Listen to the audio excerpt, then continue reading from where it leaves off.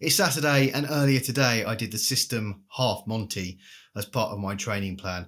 We'll talk about that in a minute, but I am feeling really tired today. We went out yesterday, had the day off work. We have been waiting to go to a gig for 2 years. Since pre-COVID, it's been postponed twice now, and that was to see Green Day at the London Stadium in London, funnily enough. And because of the train strikes at the moment, we weren't confident that we'd get back from Stratford to central London and get a train back home in time. So we made the decision to drive up and park at Westfield Shopping Centre, which is next to the stadium. That was definitely a good decision. However, we didn't get into bed until 3 o'clock this morning. I'm feeling quite tired. The journey, the estimated time of arrival on the sat nav just kept going up by a minute. Every minute we went forward, it went up by a minute. It just felt like we were getting nowhere. And then at 1:30 in the morning, sat in more traffic jams on the North Circular. It isn't a fun place to be, but it was so worth it. As I said, waited 2 years, and everybody was excited, obviously, because I love Green Day. I'm sure lots of other people who went love Green Day. It's sort of something you're looking forward to.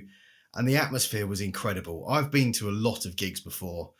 I've never felt something like that. It was just a sea of people. Normally you see blank spaces in the standing sections. It was all full. Everybody singing. It was just an incredible experience. And despite feeling really, really tired, I'm really, really pleased I did it. Well, that meant I didn't get a lot of sleep before doing the Half Monty. But let's see how it went. I'll cut across to that now. I did the same as what I did before. I felt that there was going to be music and stuff coming up that I wouldn't be able to talk over. But there isn't on the Half Monty. But I'm going to have to do the voiceover bit now. So let's load that up. Here we go on the System Half Monty then. So it's in for 58 minutes, as you can see. It doesn't take that long necessarily to complete. Starting off nice and easy. 90 RPM at 122 watts, and this is slightly different to the Zwift ramp test. It has a ramp in it, and you do keep going until failure, but it's got a bit of an added extra on at the end as well. As you can see, we're just about to step up now into the next sort of section. It goes up to 207 watts at 90. Keeps the cadence. You still get a cadence target in System. You don't necessarily get that in Zwift. So, and I've noticed that on a couple of the workouts and stuff, you get cadence set for you as well as a target. But this carries on for a little while, a little bit of blue zone effort. And it does eventually step into one very sharp or very quick yellow zone effort. It steps up to 300 watts. Again, keeping you at the 90 RPMs. There's not any variance in RPM or anything like that at the moment. 300 for me at this stage, very quick, isn't too difficult at all. It's just a nice warm up that goes along with the rest of the blue zone that is there. But obviously, eventually, we end up getting to the ramp. And this ramp, again, is in the same way as Zwift. You do complete the ramp until failure. So you do it until you cannot go anymore. And mine started at 150, sorry, and it stepped up in steps of 18 watts. You get the target's gone now for your cadence. It's just a simple watts target level that you need to do, and it ramps up for me based upon the information that I put in at the start, 18 watts every minute. I'm stepping up to 168 here at the moment. This is pretty easy, as you'd expect in any sort of ramp test at this stage. Eventually though, it does step up into around your FTP area where it starts to get that little bit more difficult, but not too much at this stage because you haven't done an awful lot of work up to this point. So right now, this is stepping up to 240. The train is taking a little while to react still. And at this stage, you start to get to see what your MAP is. I can't remember what that stands for, but it comes up on the screen and we'll have a look at that at the end. And it continues to show you that every step that you take up. So at the moment, now I'm at 312, starting to feel it a little bit at the moment. And then I think I managed another couple of steps and I basically ended up having to stop. Now, the thing with this test that is different to Zwift is when you get to that point of failure, as I have just there, you have to stop for a full 15 seconds to let everything in the background calculate itself. And then what you do is you actually skip forward to the next blue zone bit. So you skip forward past the ramp test, and that's where this continues on. And it drops back down to a nice 122 to give you a bit of recovery time. But up next is that big blank zone that you see between those blue sections. And this is another 20-minute effort. So you've done the ramp test to failure already, and then you're going for another 20-minute effort. And what it does during this effort is it, based upon the data it gets from your ramp test and the stuff that you've done before, it gives you a heart rate target. And mine's at 157 to 163. You have to turn off erg mode at this point, and you just use your gears and push yourself to stay within, or push yourself or back off to stay within that heart rate level. I found that quite interesting. Definitely, I've never trained in that way before, so I've never looked previously at my heart rate in terms of where I need it to be. But you continue that for your full 20 minutes. Eventually that finishes once you've done 20 minutes of it, and you get a nice drop back into the blue zone for the last, 3 minutes, dropping down to 190 with a cadence. It sets your cadence at that point at 80. So not too bad a workout, actually. It wasn't necessarily as difficult as I thought it was going to be. Really pleased to get it out of the way. And then in your results at the end, so this is what was set before based upon my data entry and my FTP that I'd used from Zwift. And then you do get a report afterwards in system about how you perform. So my 5-second neuromuscular power was up to 996, up 318 from what it assumed. Aerobic capacity, 1 minute, up to 457, MAP of 308 and an FTP of 241. You also get your cycling threshold heart rate zone, which is also on there as well. So it calculates everything for you, and you can see all that information. And what is interesting is how close that 241 was versus my Zwift calculated FTP. So I'm there or thereabouts. I'm really pleased to have got that done. And I'm really pleased it's come out very similar to what Zwift had me at in the ramp test and recent race results and stuff. So I know I'm working from a pretty accurate base now. My next thing to do, training plan, is to do on Monday.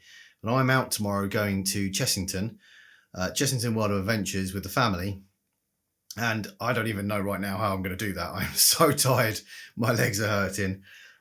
So I don't know if I'll do that tomorrow. I might move it to Tuesday before doing the Tuesday Trundle, but we'll see when that happens. I'll see you then. It is Tuesday. I'm still feeling really, really tired. I can't seem to get over it, but I am going to get on and get this workout done. It's called the way out. 59 minutes. It kind of just goes up and down a little bit below FTP. I will record it, but I'm hoping there's going to be some music because I'm going to need the music to get me going. Last night after work, and I know I only sit at a desk all day, but I was so tired that the last thing I was going to do was jump on the bike. So I've shifted yesterday's workout to today. Let's jump on and get it done. Fingers crossed it goes okay. And then tonight, if I'm feeling okay and don't want to sleep again, and this workout goes okay, I'll jump onto the trundle. But yeah, let's get on and see how it goes. So I was really looking forward to doing this workout. It was my first proper workout as part of the training plan on System. And as you can see, it starts like the previous one that I showed you. It's starting with just a nice little tour around this village before heading off into the actual ride. And there was, apologies if he's a famous cyclist. I'm not up on my cyclist, but he talks to you throughout the ride, going on a ride himself. And the premise behind this whole video is that you're climbing, I think, 5 climbs. Famous climbs, obviously not fully, you're just doing 5-minute efforts or limited efforts up them. As you can see, we're at 90, we're dropping down to 75 cadence, 193 as we're into the sort of second climby part of it. You do get a heart rate target, but I kind of ignored that because I was going for the cadence and the power, and I can't control my heart rate within that. Nice visuals on the screen as well. It shows you bits of the area.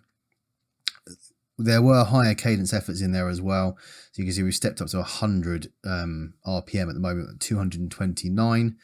Nice to get the chance to move the legs a little bit more, because a lot of the efforts in this were lower cadence efforts, which I kind of struggle with a little bit. You can see that there was the first yellow part of 2 yellow parts in there. That steps up again to 277 at 100. But this is where I kind of struggled a little bit towards the end of that block in there. It was 55 RPM, 241 watts. And I didn't know whether I was supposed to stand up or if I could stand up in these. I had to, just to keep my legs moving. But that sort of lower cadence was a bit of a struggle for me at that wattage.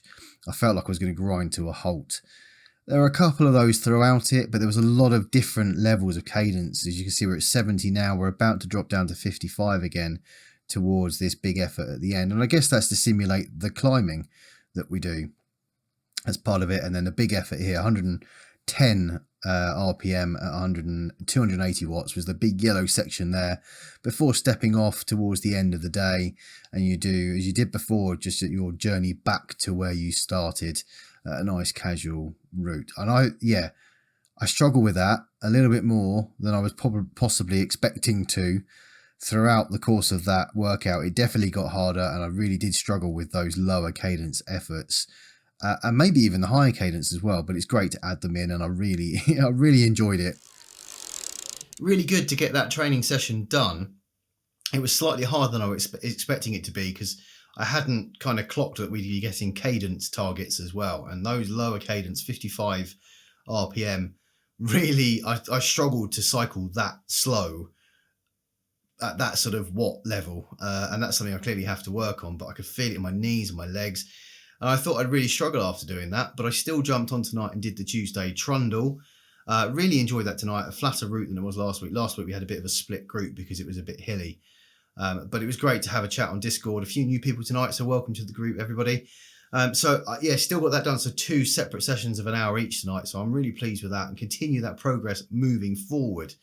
Talking about our rides, if you want to come along to any of our rides, all the links and details are in the description below. You can also join the Facebook group, the Discord channel, the club on the Zwift Companion app, all of that stuff, and all the information is out there if you want to come along. Next up, the weigh-in will be on Thursday night. Fingers crossed for a decent weight loss this week. Hopefully to keep the weight loss coming off as well. So all is good at the moment. I'm pretty happy. But that is the end of this video. If you had enjoyed it, do hit like and subscribe.